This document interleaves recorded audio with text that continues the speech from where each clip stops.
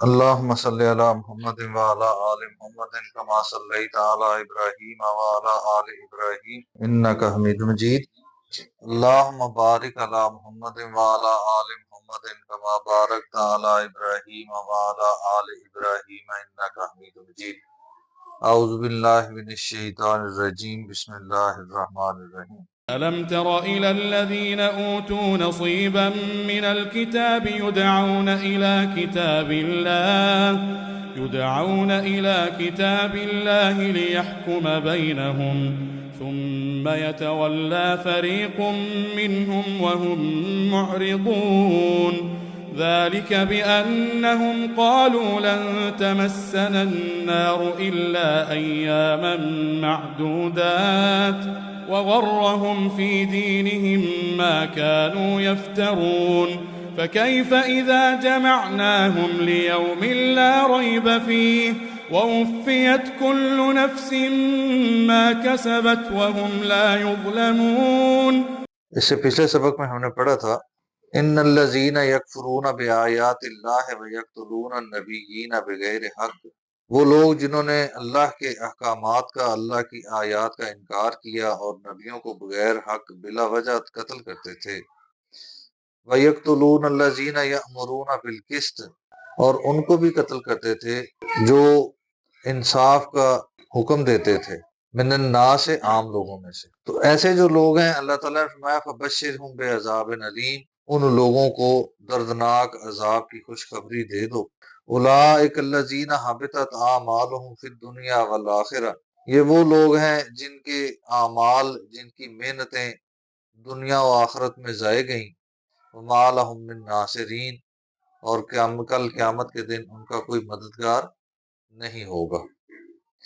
الم تری الی الذین، کیا نہیں ترا آپ نے دیکھا، الی الذین، ان لوگوں کو، اوتو نصیبا، جنہیں کچھ حصہ ملا، من الکتاب، کتاب میں سے، جنہیں اللہ کی کتاب ملی، اللہ کی طرف سے احکامات ملے، مراد اہل کتاب کی بات ہو رہی ہے۔ یدعون، ان کو بلایا جاتا تھا، الی کتاب اللہ، اللہ کی کتاب کی طرف، لیحکم بینہم، تاکہ ان کے درمیان فیصلہ کیا جائے، ثم، پھر، یتولا، منہ موڑ لیتا، پھر جاتا، فریق منہم، ان میں سے ایک گروہ، ایک فریق، ایک پارٹی۔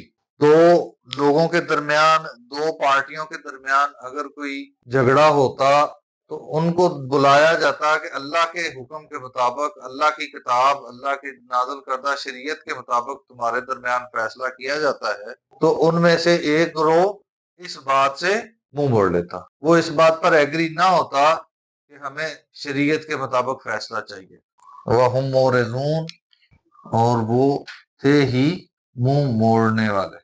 ہمارے ہاں کیا ہے، آج اگر کسی کو یہ دعوت دی جائے کہ آؤ اللہ کے دین کی طرف، جو حق بات ہے اس کی طرف، اس کے مطابق ہم فیصلہ کرتے ہیں، تو جو سمجھتا ہے کہ حق بات کے مطابق میرے حق میں فیصلہ نہیں ہوگا، وہ بھاگ جاتا ہے۔ تو رویے تو ہمارے وہی ہیں۔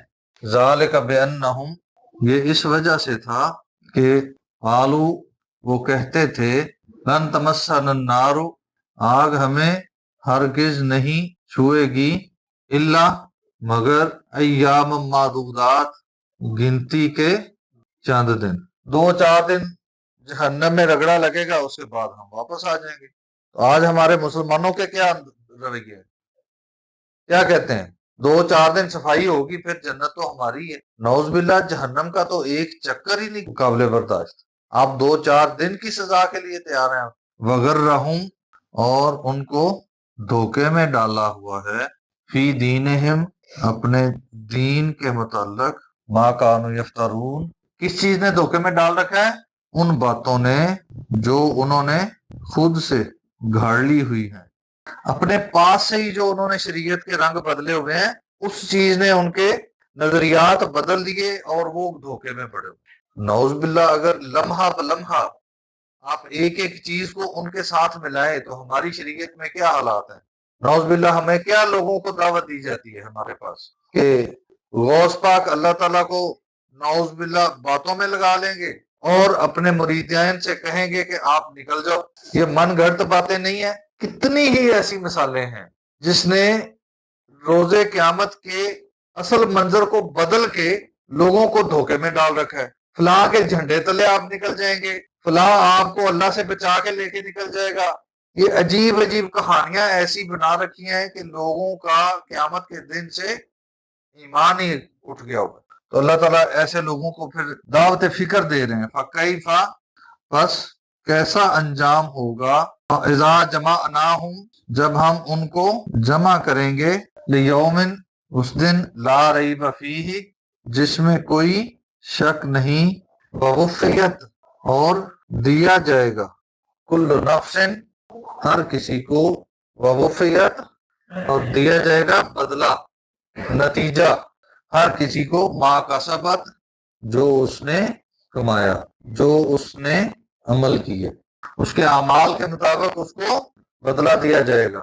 وَهُمْ لَا يُظْلَمُونَ، اور ان پر ظلم، نا انصافی نہیں کی جائے گی۔